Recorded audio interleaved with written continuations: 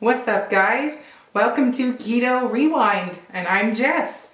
It is a week 31 keto transformation update. Before I get started, I want to say two things. One, hit the subscribe button down below, turn on those notifications. I am on a mission to lose 140 pounds to basically rewind my health from a morbidly obese 309 pounds to a healthy 169 pounds. So hit that subscribe button if you want to follow along with my journey. And the second thing, I'm not a doctor. This channel is for information purposes only, and it's based on my own experience losing weight using ketogenic way of eating and intermittent fasting. So do your own research and talk to your own doctor. So anyways, let's get started.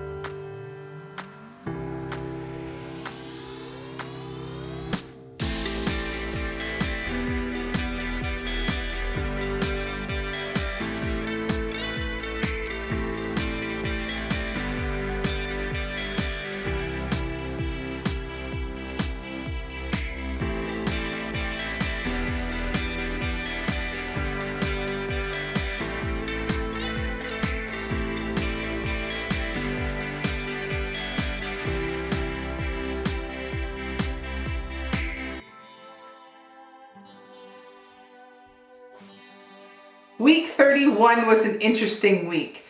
It consisted of an egg fast and lots of self-discipline. So obviously, if you're following my journey, you know that with the egg fast, I dropped 5 pounds. So I was curious what it was going to do on the scale. And this week, so I just played it like I normally would do. After my egg fast ended Thursday, Friday we ate regularly, Saturday and Sunday, obviously. And so today's Monday. So on Friday morning, no change. That was the 228. Then it bumped up 2 pounds because my husband and I went out to have salads. We had them twice this weekend. Two big salads, chicken salads. So it was probably water weight and the weight of the food, but it bumped up to 230 on yesterday, I guess, what was that, Saturday. Sunday came down to 229, and now I'm back to 228 this morning. So it kind of bumped up, but it came back down. Not sure what to think of it, but that's basically what happened after my egg fast. So in all, I still can say it's after this past week, I've maintained a 5-pound weight loss, bringing my new total to 81 pounds. So yeah, 81 pounds gone with no fancy products, just hard work, self-discipline, and cutting out sugar, also known as my ex-best friend, from my life, and replacing it with a ketogenic way of living and intermittent fasting. So I have a lot of people that have left a lot of amazing comments, and I appreciate them. Keep them coming. I seriously love every single one of the comments that I've read, even the negative ones. Because the negative ones just make me push harder. But anyways, sorry. I feel wonderful this week. And it's probably because I got a lot of bloat that, I didn't have much to start with, but after doing an egg fast for 5 days, there was nothing in me but eggs, butter, and cheese. So I feel still full of energy. We were so active all weekend, and I'm feeling so good. So I highly urge you, an egg fast is a great reset, and I feel great afterwards. So it's a great way to help practice self-discipline too, because with keto you get to eat a ton of foods. It's not like you can't ever eat anything anymore if you switch to a ketogenic lifestyle. You still get to eat lots of stuff. You just cut out the one bad guy from the equation, you know? So, but when you go to an egg fast, you kind of like really, that's when you're getting strict. I mean, it's very minimal foods that you can eat. So overall, I feel great, and it was a great way to have a challenge and to have a great, another practice of self-discipline. And knowing that I can do it, like that whole mentality where it's a challenge and you nailed it and next. So that's my thoughts about that. But I wanted to add in my thoughts for this week. I went through some old pictures on my phone by accident. I got a new phone, and you messing with all the pictures and setting it all up. I am let me backtrack. I am the most dirty deleter. Well, I should say I used to be the biggest dirty deleter of embarrassing photos that showed my fat. Even if that was an accurate photo, the whole 9 yards, it was all about getting a good angle, and it was all about hiding the fact that I was 309 pounds. So anytime any picture wasn't perfect of me, which I look back now, I have a lot of great pictures. Even though I was 309 pounds, it was hard to find the pictures that are embarrassing, inspiring. So I found this picture here, this gem. This one was about 6 months before I started my keto journey. It's Texas, and we get to swim a little later. So I think it was like September of 2018 that picture was taken in. And I remember being so annoyed with my husband for taking a picture of me, even though our two adorable little swimmers are in it too, but I was just so annoyed. And I think because we were so busy or something, I got distracted and I didn't get a chance to delete it. So I take lots of pictures and it got buried. So this little gem popped up, and I'm just like, I still can't believe that was me. Even though I was like that for so long, and I've only been like this for like a month, that seemed like so rare, a rare photo. I was such a short time in my life. No, that was probably like 15 years of my life, that. So, but anyways, to make my point here, I remember feeling so disgusted after that picture, but I'm happy that photo survived my deleting spree. Because this thing called time, there's never a perfect time to start your keto journey. The stars are never going to align perfectly. Nothing ever is going to be not stressful, something that's not going to get you all upset. I mean, there's never going to be a perfect time to start your keto journey. So if you're looking for some time that everything's going to just align for you and just make this easy, it's never going to happen. And I think that was really true on any diet, not necessarily the ketogenic diet, but any diet in general. The stars are never going to align perfectly to let you rock this. So you got to throw that whole thing and that whole concept out the window, because this is going to be the hardest fight of your life. This has been harder than birthing my two kids, honestly. And one of them was an emergency section where she got stuck, and it was a big, crazy, very sore for like 6 weeks. That was a piece of cake to this. This seriously has been the fight of my life. And if it were easy, everybody would be thin. America wouldn't have an obesity epidemic. Nobody would have a problem, and we'd all be all holding hands and happy. It's not how it really is. It's not life. It's not accurate. And this, even though this seems like once you get the concept, it's going to be easy, you're still living in a world that's not friendly to this lifestyle. It's getting better. I will say it's getting better. But I'm saying this change in direction is actually really going to be the fight of your life. So you've got to be up for it, and you've got to come with a powerful punch, because it's going to chew you up and spit you out fast. So you got to come prepared to fight. I've tried a million times before and failed. Why did this time I succeed?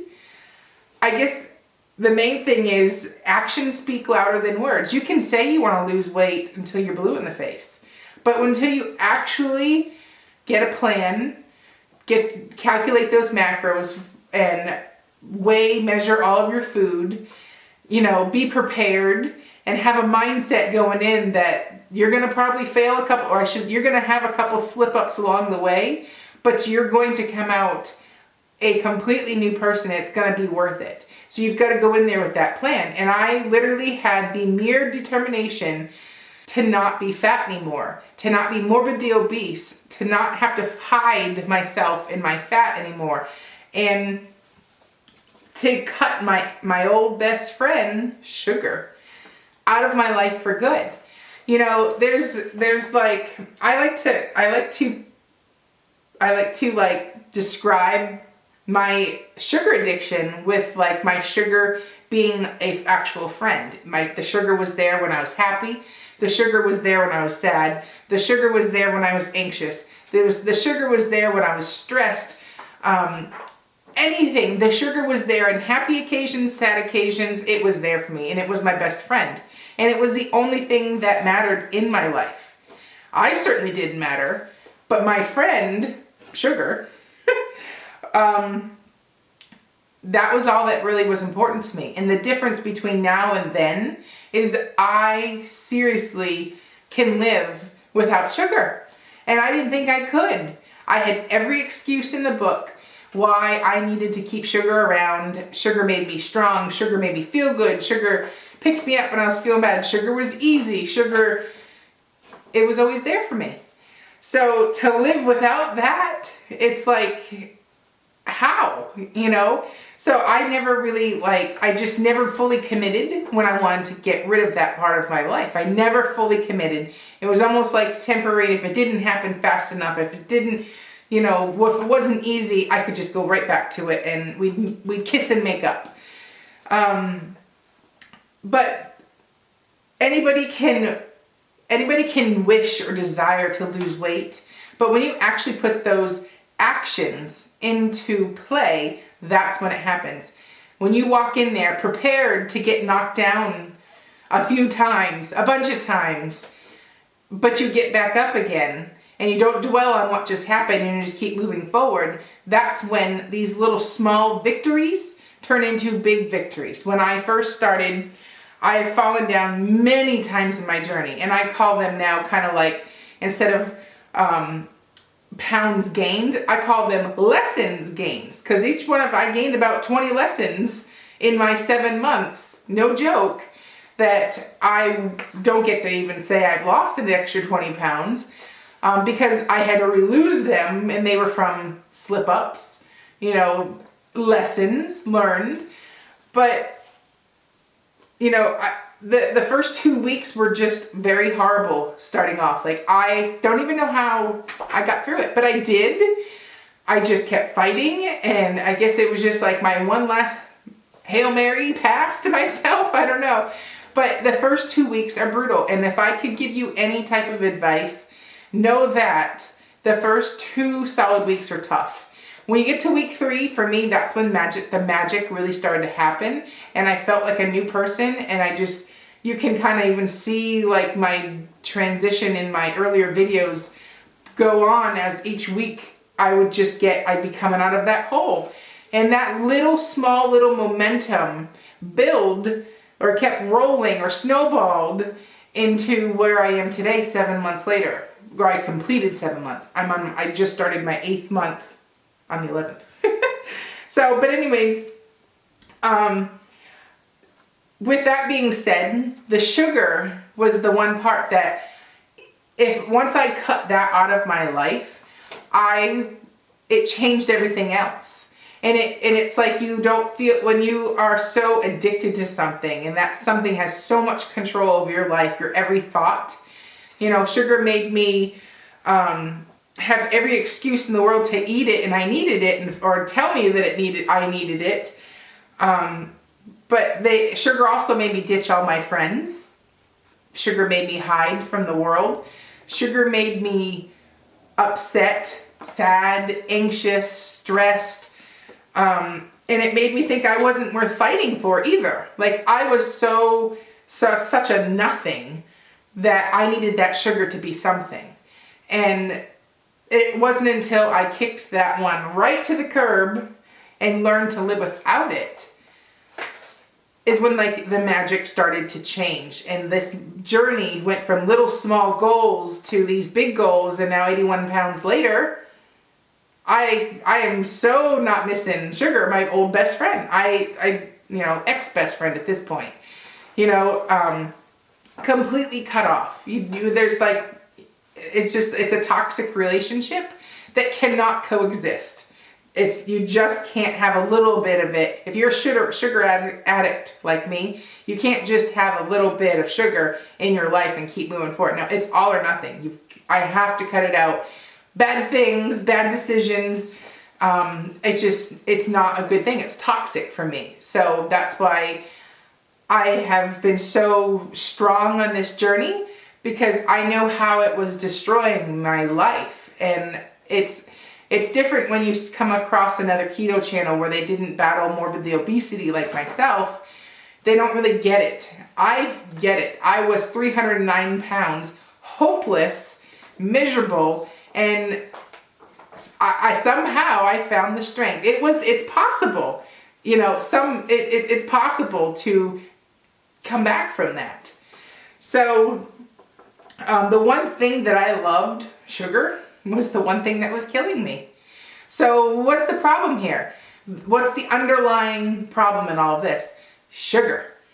So when you cut sugar out of your life, you wisen up and you start seeing the signals that have always been there, but you turned a blind eye for because it was a toxic relationship, or you pretended it wasn't bad. So when I find myself, let me say this, sugar cravings with keto go way down, so much more manageable. They never completely go away because I'm a sugar-aholic. So maybe if you weren't so addicted to sugar and carbs like me, maybe you'd be like completely cured of it. But for me, I am a recovering sugar-aholic. Maybe I just need more time. I don't know, but I still have those cravings. I still want those things. I miss a lot of those foods. I do. But I'm wiser now, and I'm stronger, and I know better. And that gives me the power so that when I'm seeing those cravings come along, like, you go to the mall and you're passing by the food court and the cinnamon rolls there that they just freshly made, Cinnabon, they smell so delicious, they just melt right in your mouth, and, all that stuff. You can pay attention to all those signals. It's like fireworks are going off in your head right then. That's when you need to listen. Those are your triggers, and that's when you need to snap out of it. Go find some shoes, go to a different part of the mall. Don't go upstairs, avoid it. And it's like you've got to find those answers to those triggers and recognize when those triggers are coming so that you can fight them off. So I don't feel like I'm any better now. I still have those cravings. They're bad. They're less. But what is better is I'm wiser now, and I recognize when they're coming on, and I redirect those to healthier habits. Sometimes it's easier as just, turning the other way. Sometimes it's easier to avoiding places. Sometimes it's easier to just muscle on through it and, give yourself a pep talk. There's so many ways to deal and to redirect those feelings. So, and I think that's the part of the journey that really is the keto transformation. I have literally transformed the way I think of sugar, the way I move through my life and live without it. And when you start recognizing, you're hungry. When are you hungry? Are you hungry when you're stressed? Or are you hungry because you're actually hungry? Are you hungry an hour after you ate your dinner? You can't be hungry after you just ate a dinner. It doesn't add up. So when you recognize these hunger or craving pings come in and pay attention to when they're happening, you can then begin to see what's going on here and see through the lies, the deception. And it's like, when you catch your old best friend in a lie, bold-faced lie, and the truth, that's the whole point I'm trying to hit here.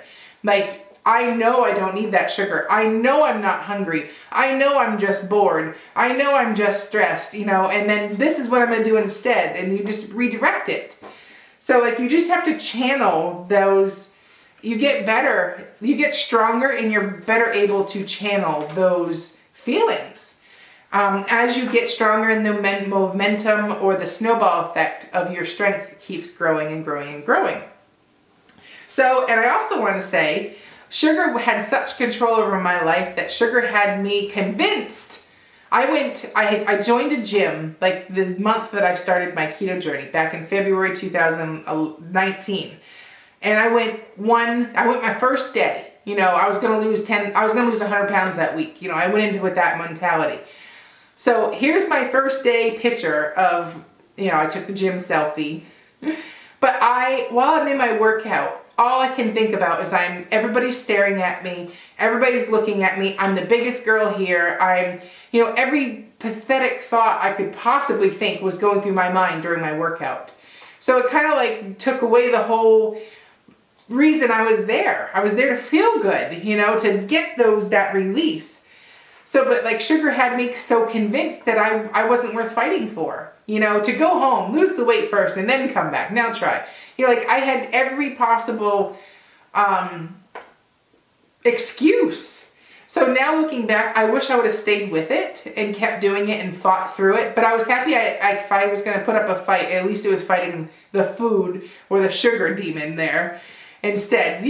But now here I am, 7 months into my journey, I started exercising. So I've been exercising for a whole month.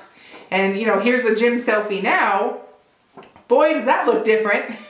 I'm smiling, you can just see that it speaks volume between the two pictures. But it's one had a bad ex that she couldn't lose, and the other one kicked it right to the curb, And this one's living life, and this one is, say it this way. When you think you can't live without that best friend, sugar, when you kick that one to the curb, you get to make new friends.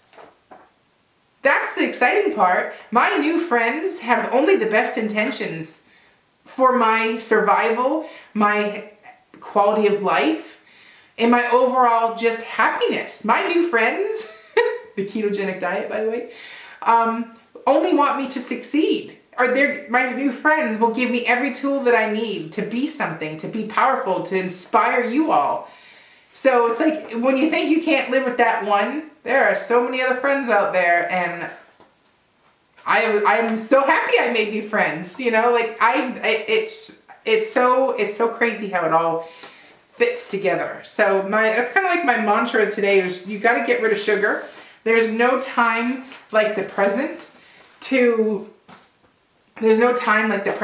change your life. There's never going to be a perfect time, and it's not going to be easy. It's going to be the fight of your life. And the only way you're going to succeed is your pure self-discipline and your mere determination to change your life. And if you set those small goals, like today I'm going to try and just log all my food. Okay, check. Logged all your food. Maybe it wasn't the best, but that's okay because you got to learn this stuff.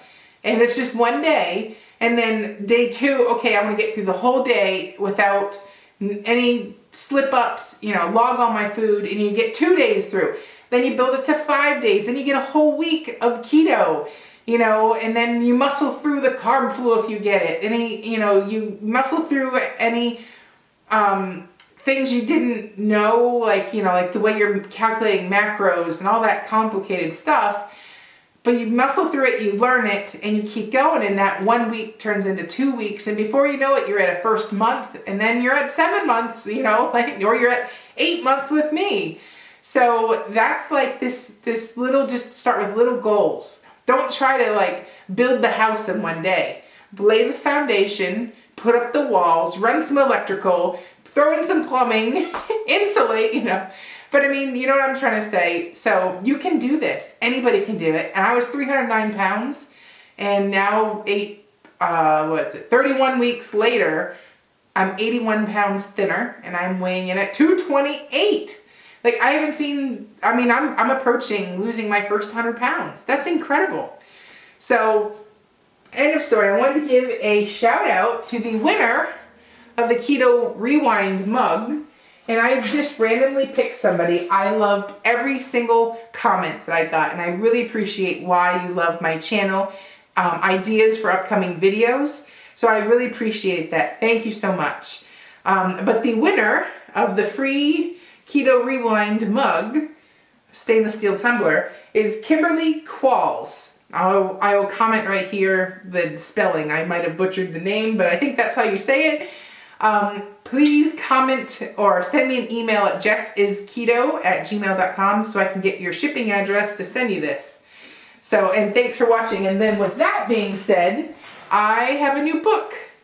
A lot of people have been asking me book recommendations and stuff like that, and I always refer to them Obesity Code and like basically anything that Dr. Jason Fung has written, whatever. But I just grabbed this copy from perfectketo.com. They put out a new Keto Answers book, and basically simplifying everything you need to know about the world's most confusing diet. So I grabbed myself one, and I'm going to give away my other one to one lucky viewer. So if you want to win this book, it's a great read. I have not fully read it yet. I've been, glancing through. I just got it yesterday, but it's pretty cool so far what I have read. So if you would like to win this book, comment below that you want a copy of Keto Answers. And if you want to order this book and for yourself, the link is also below. But yeah, I'm excited to read this book. I am a researcher at heart, and I like to read, learn, because the more you learn, the better prepared you are, and it just helps. I'm just a researcher. Plus, it's good to see, and it's good to have tools like books, websites, stuff like that, or YouTube channels that keep you inspired and going. So that's it for this week. I hope you have a great week. I have a bunch of videos ready to upload that I've been waiting on. The what I eat in the day videos and stuff like that. So they will be posted probably tomorrow because I didn't want to throw those all up during the egg fast and like confuse everybody. So, but they're ready to go. I'm just gonna hit that upload button. So anyways, I'm Jess. Hope you enjoyed this video. Comment below if you want that book, or click the link below if you want to buy it yourself. And I will see you next week. I'm Jess, and you're watching Keto Rewind. Bye.